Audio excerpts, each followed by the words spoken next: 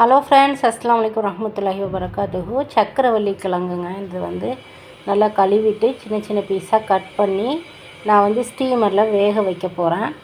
இதில் வந்து ஒரு ஸ்வீட் ரெசிபி தான் இன்றைக்கி செய்ய போகிறோம். குழி பணியாரம் அண்டு பேன் கேக் மாதிரி ரெடி பண்ண போகிறேன். இப்போது ஒரு 1/4 மணி நேரம் குக் பண்ணோன்னே நல்லா எல்லோ கலரில் கிழங்கு வந்து நல்லா வெந்துருச்சு. அதுக்கப்புறம் அது தோல் நீக்கி வச்சுக்கலாம். இப்போ வந்து ஒரு பாத்திரத்தில் ஒரு 1/4 கப்பு ரவை எடுத்து நல்லா பாலில் ஊற வச்சுருக்கேன். அது கூட 1 கப்பு தேங்காய், இனிப்புக்கு தேவையான இனிப்பு, அதாவது சக்கரவள்ளி கிழங்கு இனிப்பாக தான் இருக்கும், இருந்தாலும் கொஞ்சம் இனிப்பை போட்டிங்கன்னா டேஸ்ட்டு நல்லாயிருக்கும். அப்புறம் ஒரு சிட்டிகை உப்பு, இனிப்பு அப்போ தான் நம்மளுக்கு வந்து கொஞ்சம் நல்லா தூக்கி கொடுக்குங்கிறதுக்காக ஒரு சிட்டிகை உப்பு சேர்த்தாச்சு. இப்போ நல்லா வேக வச்ச கிழங்க கையால் மசிச்சு இதுக்கு லைட்டாக பால் சேர்த்து நம்ம வந்து ஒரு குழிப்பணியாரத்துக்கு ஊற்றுற மாதிரி ஒரு மாவு பதத்துக்கு நம்ம வந்து எடுக்க போகிறோம்.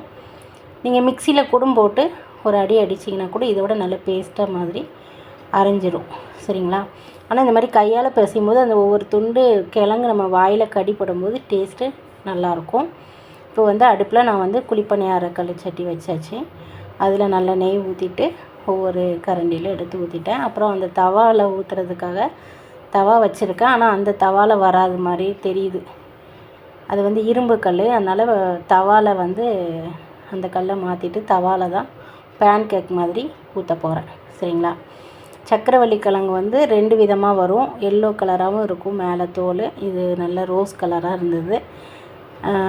இந்த மாதிரி தவாவில் ஒரு கரண்டி நெய் ஊற்றிட்டு இப்படி ஒரு ஆப்பை மட்டும் ஊற்றிக்கணும். அது நல்லா மத்துன்னு நல்லா சாப்பிட்றதுக்கு நல்லா சாஃப்டாக இருக்கும். சில பேருக்கு தவாவில் வரல அப்படின்னாக்கா நீங்கள் கொஞ்சோண்டு கோதுமை மாவு கலந்துக்கலாம். கொஞ்சம் ரவையை கூட நீங்கள் அதிகமாக சேர்த்துக்கலாம். டேஸ்ட்டு நல்லாயிருக்கும்.